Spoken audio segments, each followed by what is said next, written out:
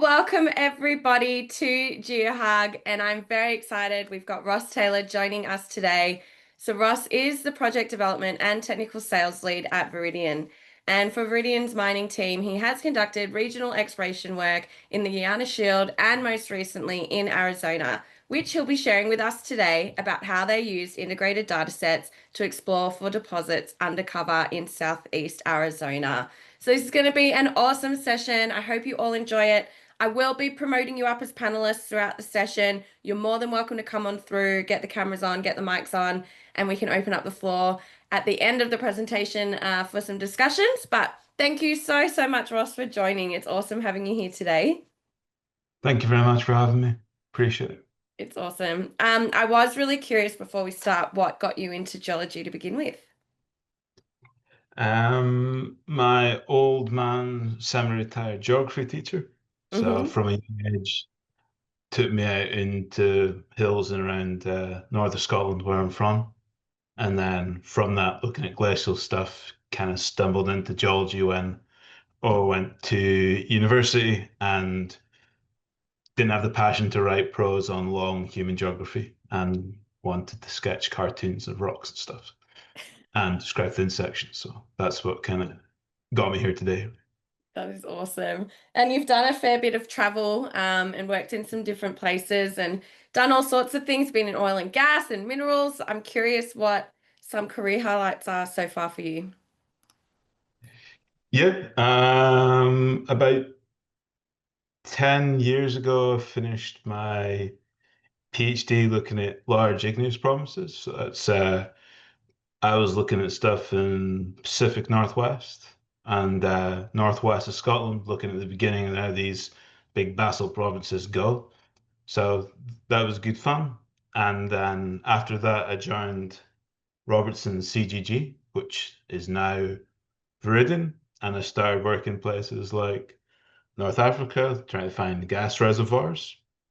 That was in based out of a place called Llandudno, North Wales. Hmm. Move over to Houston and started tackling some of the interior basins in the US, 50% of the time. And the rest, I was looking at the Guiana Shield. So that was in partnership with the GGMC. We're looking at huge data and geochronology of all the Proterozoic sequences to help understand how that developed, how that feeds into some of the offshore reservoirs. And then joined the mining team kind of full time maybe a couple of years ago and been working in Arizona since. So that's Gosh, you moved closest. around. That's so awesome. So much different experience. Yeah, need to start moving at some stage. Yeah. Yeah, definitely. Um, and before we get stuck in, I was curious what pet rock you've brought along for us today. I have I brought a few, but I got this one. This is Ordovician pyroclastics. So calderas in North Wales, for instance. Yeah, that's one of the pet rocks. And then second one got maybe you can't see this. This is a Lagerstätten. That's I think like a maple leaf from Miocene lake beds. Big lava flow again preserved it. So That is a lake bed awesome. and I love that. Well, thank you for sharing that with us, and thank you so much again for joining. If you want to share your screen and we'll get stuck into it. perfect. Yeah, so today I'm going to be talking about um, a project that we put together to help explore for undercover porphyry deposits in Arizona. So, as an open slide, we all know in these mining provinces, we need both good data and concepts. When we find porphyry deposits, we need to know why they're there, why they're preserved, what host rocks they're hosted in, and then looking further afield, how that mine will develop away from where it's exposed, perhaps some undercover. So we need good spread of consistent data, be that pre-competitive or proprietary data sets, to have a base platform for where we're going to do our interpretation. And for the subsurface, especially, we need to have geological control for the subsurface geological models, so geophysical models. So what I aim to show today is what data we've collected and how we think that might help predict porphyry deposits into the basins in the Arizona example. So we'll start with some scene settings. This is a nice paper from Lamental looking at the laramide porphyry copper province. So here we've got the scene setting inset map here. We've got the Colorado Plateau, Wyoming Craton, and we've got these accretionary deposits, accretionary terrains up and down the Paleo Cordillera. So figure on the left, here we got this subduction, dehydration, formation of our porphyry copper deposits, and the sweet spot moves related to the evolution of the arc. So we move into the map on the right, busy map, lots of useful information. We've got the radiometric age dates of these deposits. So resolution here is 63.5, Baghdad up to 72. So these older deposits are related to the first stage of the laramide, 85 to 75. And then as we come into southeast Arizona, we're looking mainly this later stage. So in and around the KT boundary. So on this map, there's no problem. There's a huge amount of porphyry systems and there's lots of active mines, but there are significant challenges. So in the Maya-Pliocene, we've got basin range tectonics. So we've got dismemberment of the system. So here we've got nice core complexes exposed, Santa Catalina, and we've got these development of these basins, somewhere up to sometimes 3 or 4 kilometers in depth, mainly in somewhere between 0 and 2 kilometers fill. So we've got hyperextension. After we place that porphyry deposit during laramide times, we're going to get significant amount of extension debated, but could be up to 50 kilometers. And when we've got uplift through extension, we might get removal of those nice porphyry systems, or they might be rotated between 10 and 90 degrees as we move away from our breakaway zone. So the only way really to constrain what we've got is obviously good outcrop studies and then good geophysical, grav, mag, EM data into the basins to help us understand what parts of the system might remain. So just a feel for the landscape. Here's some couple images from Arizona. Here's the Ray mine. Copper is hosted in diabase, Proterozoic granites, and Proterozoic metasepsime sequences. And we've got some capping buckled Paleozoic carbonates on top. So here we've got the preserved system. We do have nice Paleozoic things capping it, preserving it. The Santa Catalina here is one we're looking at the base of the system. We're down in the cupola. We've exposed all of our granitides, so it's gone. And a nice example here, Sakatan, where we've got almost full rotation, but we've got preservation of the system, that porphyry on its back, covered by a few hundred meters of tertiary gravels. So that's kind of the range of things that we're trying to understand as we move across this province. And if we go through the stratigraphic sequence, so the fill, the cover can range obviously from 0 meters down to 1.5 kilometers. The resolution deposits in around 1.5 K. So here's a example stratigraphic column. We've got our penal schist basin, Paleoproterozoic, our Mesoproterozoic sequences in here, where we've got quartzites, basalt, limestones, and these are transgressive sill complexes of diabase come through this sequence. Then significant orogeniformity and a series of Paleozoic carbonate platforms, which can be skarn deposits like Christmas and Chileto, and these can host copper, just like in the Mesoproterozoic. And then we've got essentially our post-laramide sequences, which post-peak mineralization, which is our tertiary volcanosedimentary rocks. So here, whitetail conglomerate, Apache leaf tuff, which are dominantly evolved intermediate to felsic, but there are basaltic sequences represented by this type.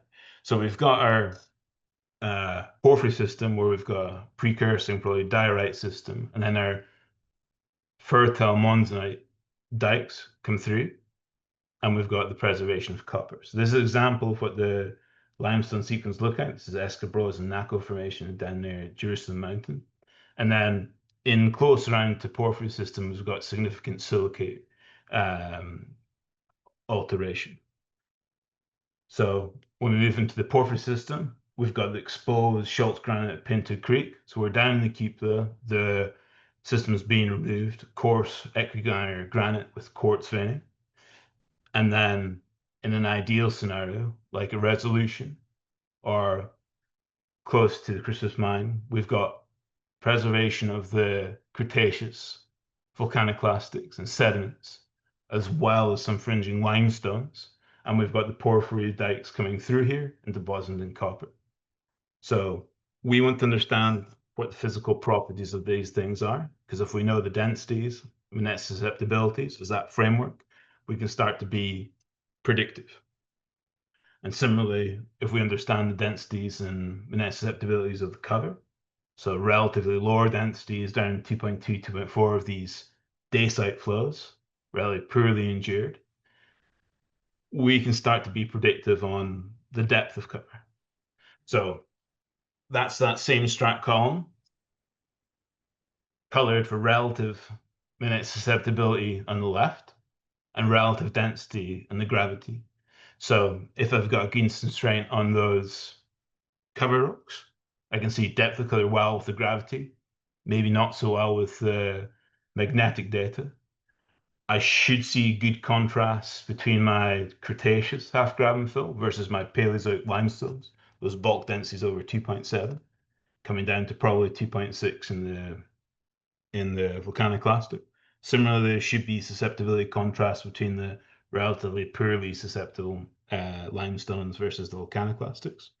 And then when I get down into the base of the system, these diabase and diorite rocks should both be very dense and more susceptible. So we should see a nice gravity magnetic response.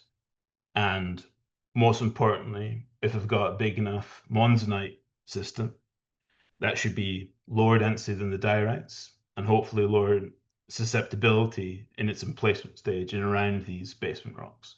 So that's the kind of game. And yeah, the strat column here is after Cook, Phillips, and Hammer, just as a key reference. So what we're trying to do is bring a lot of data to the table in an organized manner. So over a couple of years, 2023, 2024, we flew 56,000 square kilometers of gravity, magnetics, and radiometrics.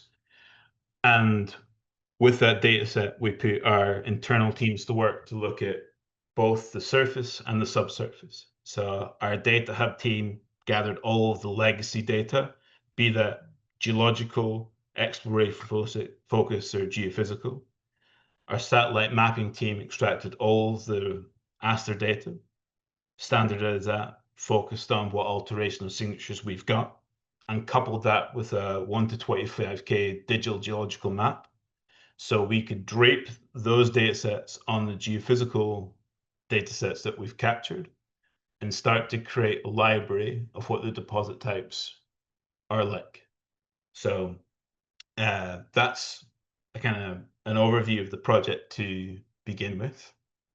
And we wanted to be as aggressive as possible on our timeline, but also as extensive in our data collection. So we took about a year and a half to do the geological mapping, and then about a year for the acquisition, and then we finished our project then in 2024.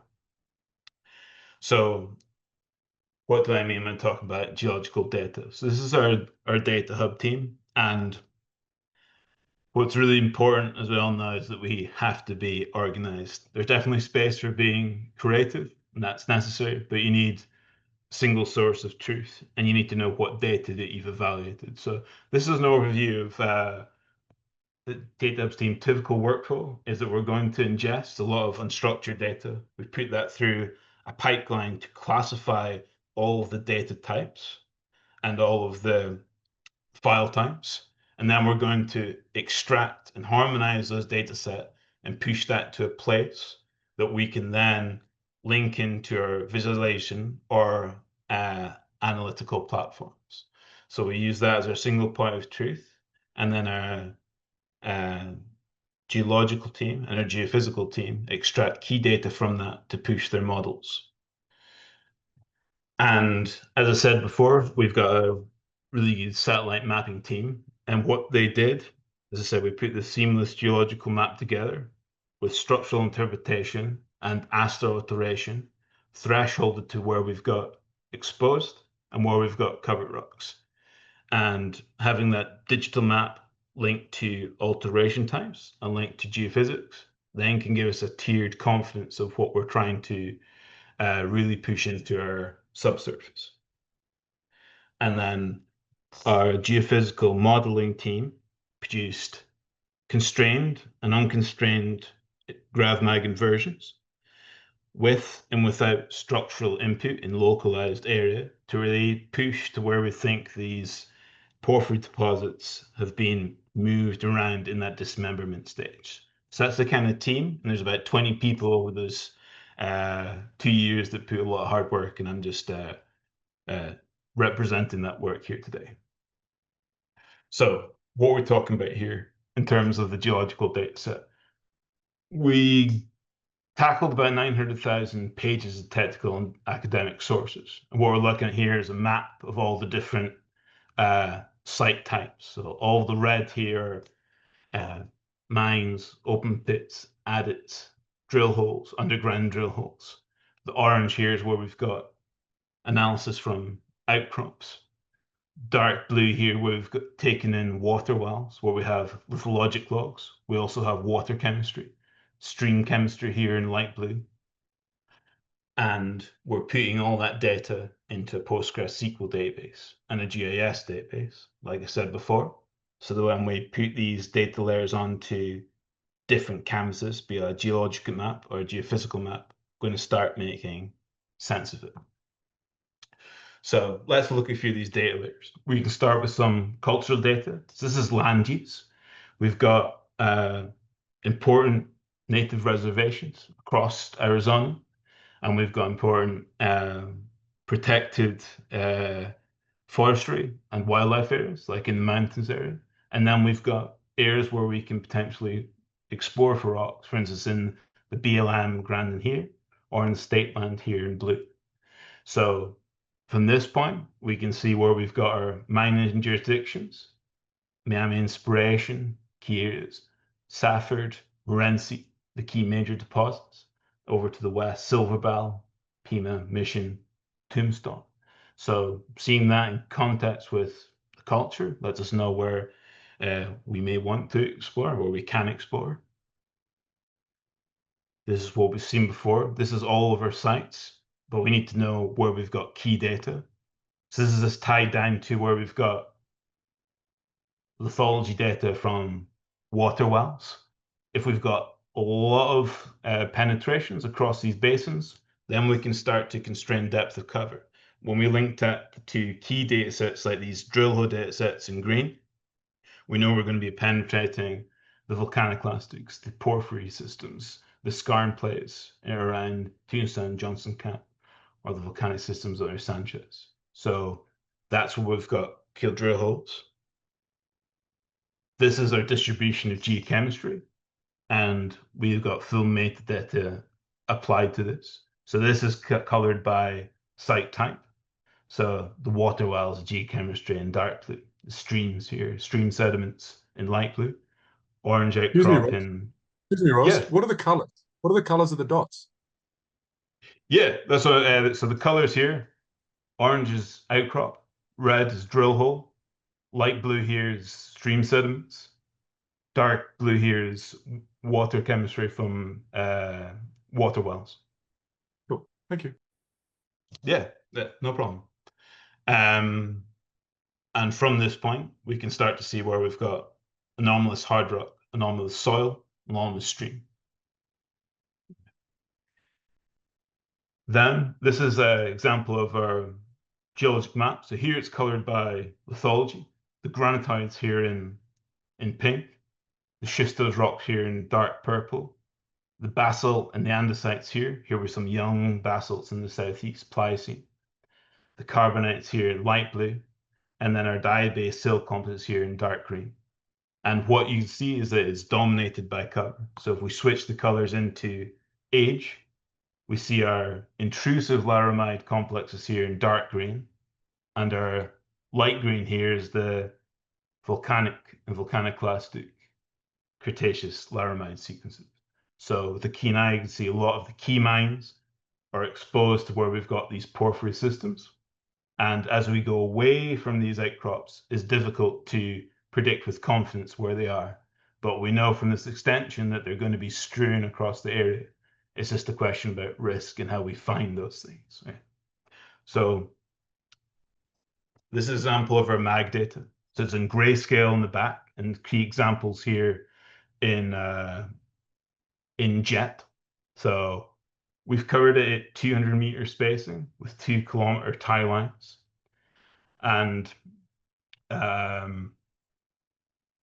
what we're trying to see, and what we'll show in upcoming slides, is what do these mag highs mean? What do these mag lows mean?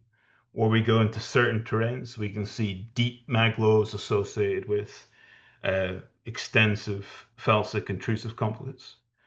In other cases, in those mines, we see a positive mag response, for instance, to some of the skarn plates. So what we need to do is look in the subsurface, look how the signal wanes into the basin, and tie that with gravity data. So this is our gravity data, getting grayscale in the background and color in the foreground. So when we go down to some of these range sequences, we can see where we've got relative gravity highs, relative gravity lows. So we can see thicker cover sequences or deeper targets. When we go into the center of the Catalina complex, we can see still variation in dense and lower density granitoid sequences. And similar when we come over to the west, we have a suite of Miocene intrusive basaltic sequences. So a lot of the mag highs tied to some of the grav highs are related to where we've got these basaltic. So we can have some false positives. We need to be cognizant of that as we go and model. So what we want to do here is take a look at some profile data. So this is our geologic map here. This is the resolution area in the north, or the superior area. So resolution here is an undercover target. We have about 1.5 kilometers of stratigraphy, half of it dominated by these neogene rhyolites, and then the copper itself hosted in Cretaceous volcaniclastics not exposed here, and Paleozoic limestones and Proterozoic diabases. So we've got these Paleozoic sequences dip towards the center of the graben. And then as we come across to the east here, we've got the Schultz granite. So this is this profile here. And we have a series of the data types. So we have elevation on the bottom, gravity data in the second panel, the first derivative magnetics on the third, and the RTP signal total on top. So if we start looking at the Schultz granite, we see some deep lows, which can make sense. We've got felsic rocks. So if we know that the main feeder system are deep lows, that might help us going forward. And similarly, relative gravity lows relative to the penal schist basement and relative to the Paleozoic limestones diabase and diorite. So this signal here, if we had the mag data, it would be offset, but the RTP links to the geology really well. So these colors here, the geology. This is the Silver King diorite exposed here. Nice mag high, and combined mag high and grav high when we see that almost impinge right against the Paleozoic limestones. So, and a grav low as we come across into the basement, and we start to see where we've probably got some of these normal faults which extend into the basin. So this is this profile here, and we'll look at 2 others before we look in some 3D examples. So we're going to go north here, and this is through the main Miami mining district, extending to the west, where we've got Proterozoic diorites and granitites, through our diabase rocks, just saying should be dense, nice grav high. In theory, should have high magnetic acceptability. Maybe that's not always the case. Some of the magnetite might have been robbed, and there's some nice papers in the 90s that talk about that. But in general, mag highs, mag lows, generally mag highs and grav highs. And when we go into the mine itself and around copper cities, obviously the geology can't be tabbed because it's mainly anthropogenic, but we see a deep grav flow similar to what we're seeing down at Schultz, and generally mag lows too. So those two things play ball here, which is good. So when we have similar geology elsewhere in the basin, maybe we can use that to explore. If we look at other examples, for instance, down at Christmas, we're looking at a different play type. We're looking at skarn plays. So we've got a thick Paleozoic sequence. So this is Permian and Carboniferous limestones resting upon diabase and quartzite. So unsurprisingly, we've got a big gravity high that wanes as we go off into the basin. So we've probably got thickening towards these fault sequences over towards Ripsey Wash.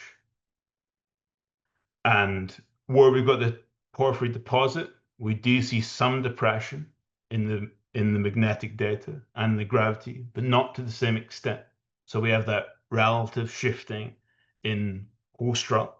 Obviously, what the porphyry is in place to, what's relative around it, will dominate the signal, and no singular cutoff for a nanotesla will be applicable across all of this area. So we might need to have a moving target. When we cover over to the Ripsey Wash, we do have cover, but significantly lower gravity response. So the cover here likely significantly thinner, like tens of meters compared to hundreds of meters up to a kilometer in the San Pedro River. And interestingly, a nice mag low.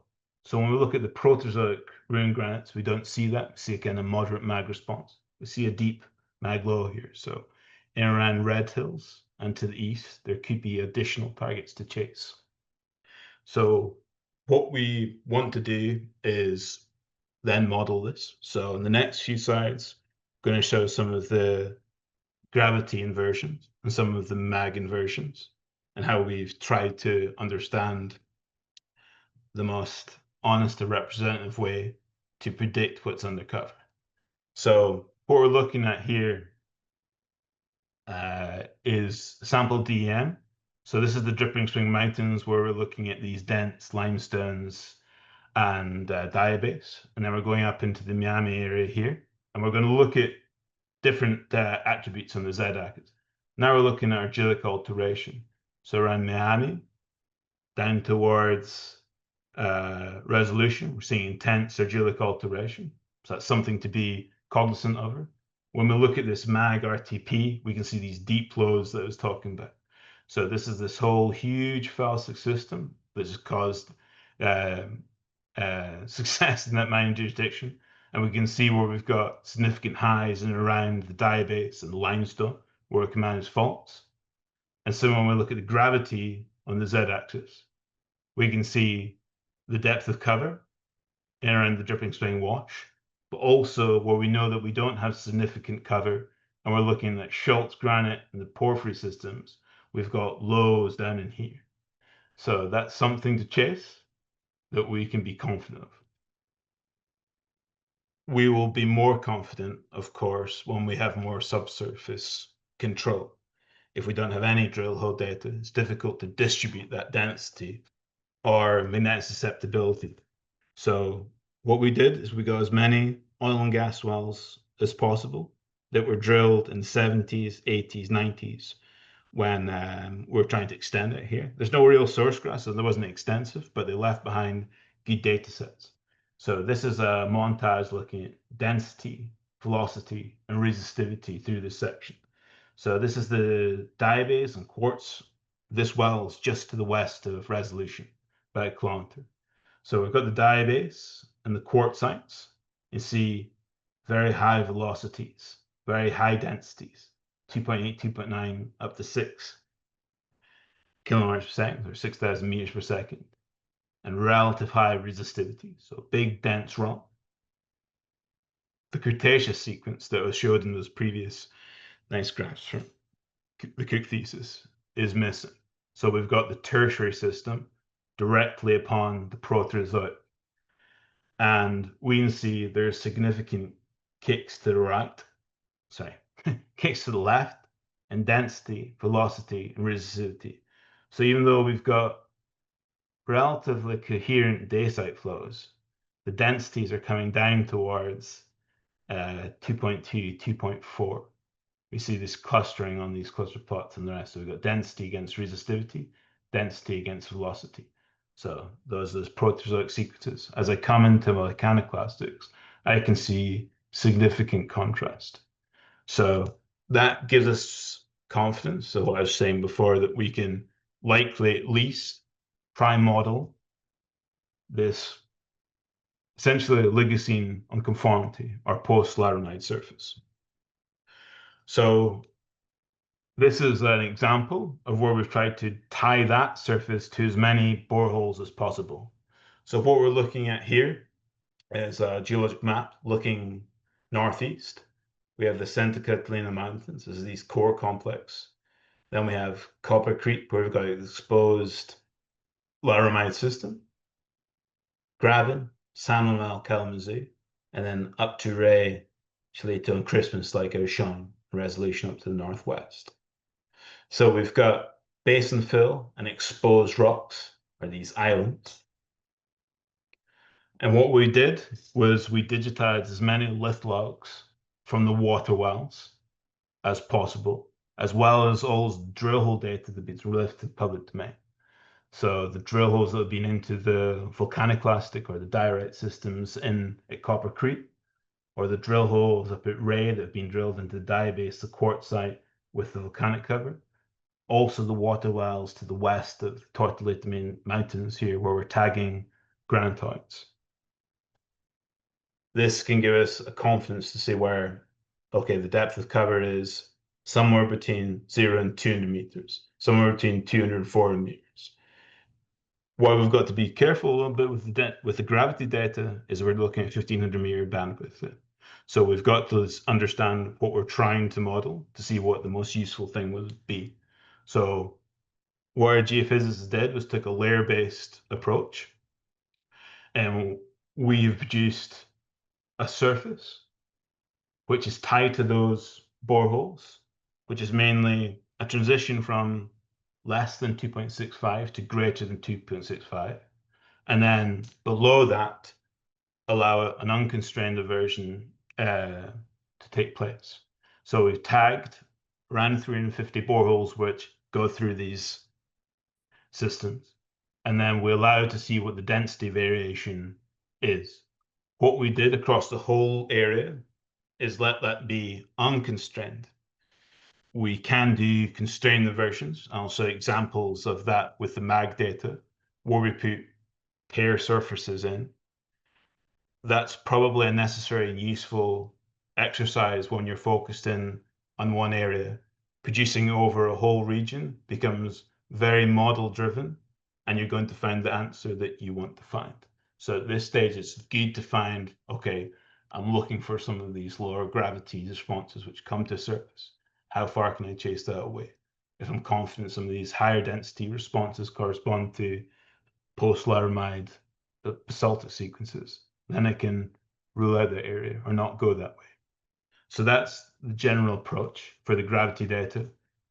For the mag inversions, again, we produced a series of panels across the whole area, but we focused in on a couple areas in the north and trialed the inclusion of tear surfaces. And locally, that can work really well. You're going to have to nominate have a nominal dip for these tear surfaces, and there will be a boundary.